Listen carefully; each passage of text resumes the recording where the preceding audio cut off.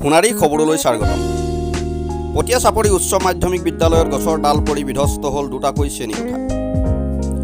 লখিমপুৰ জিলাৰ হাইস্কুলসমূহৰ অন্তৰ্গত পটিয়া চাপৰি উচ্চ মাধ্যমিক বিদ্যালয়ত গছৰ প্ৰকাণ্ড ডাল পৰি দুটাকৈ শ্ৰেণীকোঠা বিধ্বস্ত হোৱাত বিস্তৰ ক্ষতি হয়।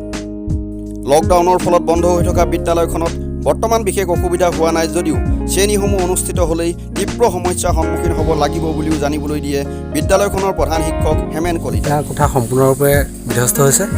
এতিয়া বৰ্তমান লকডাউনৰ সময়ছোৱাত বিদ্যালয়ৰ পাঠদান বন্ধ আছিল বাবে আমি সাময়িকভাৱে ইয়াক ঠিক কৰিবলৈ আমি সময় পাইছোঁ, কিন্তু যিমানখিনি লোকচান হৈছে সিমানখিনি আমি আমাৰ বিদ্যালয় কৰ্তৃপক্ষৰ ফালৰ পৰা নিজা পুঁজিৰে সম্ভৱ নহয়।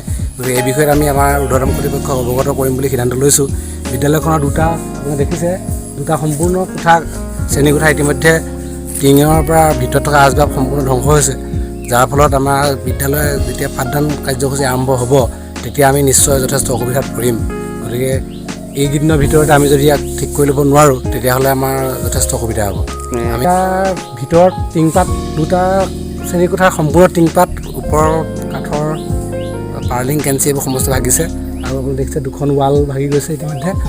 আৰু আপোনাৰ ভিতৰত ভগাৰ ফলত ভিতৰত থকা বেঞ্চ ডেস্ক আৰু বিভিন্ন আমাৰ যিখিনি বস্তু আছিলে কিতাপ পত্ৰ চেল্ফ ভাগিছে। গতিকে আমি এতিয়া বিল্ডিংটো এনেকৈ ৰাখিব নোৱাৰোঁ। গতিকে তাৎক্ষণিকভাৱে যদি আমি যোগাযোগ কৰি কিবা কৰিব পাৰোঁ আমি কৰিম, আৰু নহ'লে নিজা পুঁজিৰে হ'লেও ঠিক কৰি থ'ব লাগিব।